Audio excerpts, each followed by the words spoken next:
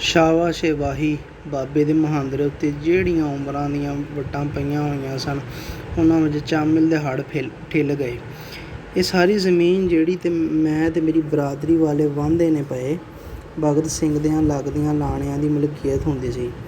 ਪੁੱਤਰ, ਅਸੀਂ ਕਦੀ ਦੁਰਾਡੇ ਜਾਏ ਤੇ ਕੋਈ ਪੁੱਛੇ ਕਿਹੜੇ ਪਿੰਡ ਦੇ ਹੋ, ਤੇ ਅਸੀਂ ਸੀਨਾ ਚੌੜਾ ਕਰਕੇ ਆਖਦੇ ਹਾਂ ਭਗਤ ਸਿੰਘ ਦੇ ਪਿੰਡ ਦੇ, ਤੇ ਲੋਕੀ ਉਹਦਾ ਨਾਂ ਸੁਣ ਕੇ ਉੱਠ ਪੈਂਦੇ ਨੇ ਤੇ ਸਾਡੀ ਬੜੀ ਖਾਤਰ ਕਰਦੇ ਨੇ। ਸੱਚੀ ਗੱਲ ਦੱਸਾਂ ਪੁੱਤਰ, ਕਸਮੇ ਕੂੜ ਨਹੀਂ ਮਾਰਨ ਲੱਗਾ। ਮੇਰਾ ਦਿਲ ਕਰਦਾ ਹੈ ਕੋਈ ਇਹ ਜਿਹਾ ਸਬੱਬ ਬਣੇ ਭਈ ਭਗਤ ਸਿੰਘ ਦੇ ਖਾਨ ਵਾਦੇ ਦੇ ਲੋਕ ਫਿਰ ਪਰਤ ਆਉਣ, ਤੇ ਮੈਂ ਉਹਨਾਂ ਨੂੰ ਆਖਾਂ, ਲਓ ਜੀ ਸਾਂਭੋ ਆਪਣੀ ਜ਼ਮੀਨ, ਦੱਬ ਕੇ ਵਾਹੋ ਤੇ ਰੱਜ ਕੇ ਖਾਓ, ਤੇ ਮੈਨੂੰ ਵੀ ਹਾੜੀ ਸੋਹਣੀ ਕੁਝ ਝੋਲੀ ਪਾ ਦਿਓ ਤੇ ਖਾ ਲਾਂਗਾ। ਮੈਂ ਤੇ ਬਸ ਰਾਖਾਂ ਸਾਂ ਤੁਹਾਡੀ ਜ਼ਮੀਨ ਦਾ। ਭਗਤ ਸਿੰਘ ਨੇ ਮੂੰਹ ਪਰਾਂ ਕਰ ਲਿਆ। ਹੰਝੂ ਡੱਕਣਾ ਉਹਦੇ ਲਈ ਔਖਾ ਪਿਆ ਹੁੰਦਾ ਸੀ। ਮੇਰੇ ਪਿੰਡ ਦੇ ਲੋਕਾਂ ਦੇ ਦਿਲਾਂ ਵਿੱਚ ਹਾਲੇ ਵੀ ਮੇਰੇ ਲਈ ਇੰਨੀਆਂ ਗੂੜ੍ਹੀਆਂ ਮੁਹੱਬਤਾਂ ਨੇ। ਮੇਰੀ ਮਿੱਟੀ ਦੇ ਲੋਕਾਂ ਨੇ ਕਿੰਝ ਮੇਰੀ ਯਾਦ ਨੂੰ ਇੱਕ ਕੈਂਠੇ ਹਾਰ ਆਪਣੇ ਜੁੱਸੇ ਨੂੰ ਸ਼ਿੰਗਾਰਿਆ ਹੋਇਆ ਹੈ। ਮੇਰੇ ਵੱਡਿਆਂ ਨੂੰ ਹੁਣ ਵੀ ਆਪਣੇ ਵੱਡਿਆਂ ਹਾਰ ਸਮਝਦੇ ਨੇ।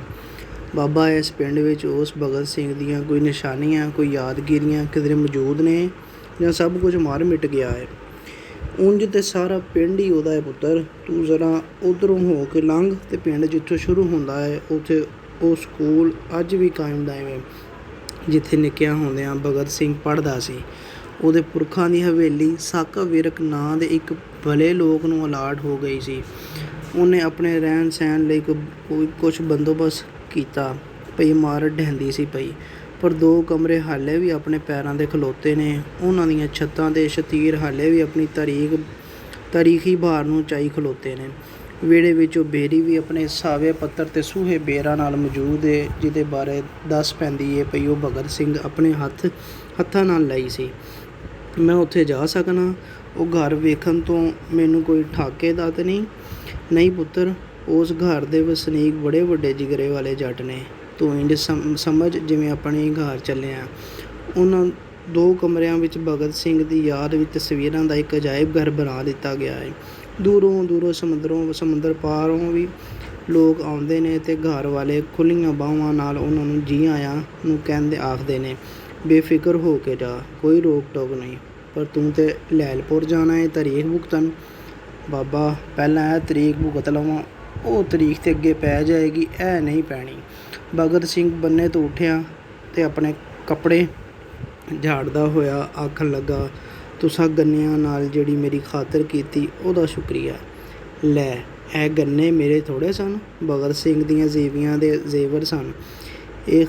ਇਹ ਖਾਤਰ ਉਹਦੇ ਵੱਲੋਂ ਸਮਝ। ਤੇ ਸੱਚੇ ਤੂੰ ਆਪਣੇ ਗਲ ਦੇ ਨਾਲ ਜਿਹੜਾ ਮਫਰਲ ਇੰਨਾ ਖਿੱਚ ਕੇ ਲਪੇਟਿਆ ਹੋਇਆ ਹੈ, ਇੰਝ ਲੱਗਦਾ ਜਿਵੇਂ ਫਾਹ ਪਿਆ ਹੋਵੇ। ਇਹਨੂੰ ਤੇ ਢਿੱਲਾ ਕਰ ਲੈ, ਪਾਲਾ ਕੁਝ ਨਹੀਂ ਕਹਿੰਦਾ। ਬਾਬੇ ਉਹਨੂੰ ਇੱਕ ਥਾਪੜਾ ਦਿੱਤਾ ਤੇ ਹੱਸਣ ਲੱਗ ਪਿਆ। ਭਗਤ ਸਿੰਘ ਨੇ ਮਫਰਲ 'ਤੇ ਹੱਥ ਰੱਖ ਕੇ ਆਖਿਆ, ਨਾ ਮਾਂ ਕੋਲੋਂ ਝਿੜਕਾਂ ਪਵਾਉਣੀਆਂ ਨਹੀਂ। ਤੇ ਫਿਰ ਪਿੰਡ ਵੱਲ ਪਰਤ ਪਿਆ। ਜੇ ਮਿੱਟੀ ਨੇ ਪਛਾਣ ਲਿਆ ਏ ਤੇ ਪਿੰਡ ਵੀ ਹੁਣ ਮੈਨੂੰ ਸੁਜਾਨ ਹੀ ਲਏਗਾ। ਭਗਤ ਸਿੰਘ ਪਿੰਡ ਦੇ ਰਾਹੇ ਪੈ ਗਿਆ। ਬਾਬੇ ਨੇ ਨਾਲ ਮੂੰਹ ਵਿੱਚ ਪਾ ਕੇ ਵਾਰੀ ਲਾਈ ਤੇ ਹੁੱਕੇ ਦੇ ਪਾਣੀ ਨੇ ਗੁੜ ਤੇ ਕੀਤੀ, ਪਰ ਉਹ ਗੱਲਾਂ ਬਾਤਾਂ ਵਿੱਚ ਇੰਨੇ ਰੁੱਝ ਰਹੇ ਸਾਂ ਪਈ ਟੋਪੀ ਅੰਦਰ ਜਿਹੜੀ ਗੋਹਿਆਂ ਦੀ ਅੱਗ ਸੀ ਉਹ ਬੁਝ ਗਈ। ਬਾਬੇ ਨੇ ਨੱਕ ਚਾੜ੍ਹ ਕੇ ਨਾਲ ਪਰਾਂ ਕੀਤੀ, ਗੋਡਿਆਂ 'ਤੇ ਹੱਥ ਰੱਖ ਕੇ ਉੱਠਣ ਲੱਗਾ ਤੇ ਸੋਚ ਵਿੱਚ ਪੈ ਗਿਆ, ਇਹ ਮਿੱਟੀ ਦੇ ਤੇਲ ਦੀ ਬੋ ਕਿੱਥੋਂ ਆ ਗਈ ਹੈ? ਕਿਸੇ ਲਾਲਟੈਨ ਦਾ ਤੇਲ ਡੁੱਲ ਗਿਆ ਹੋਵੇ।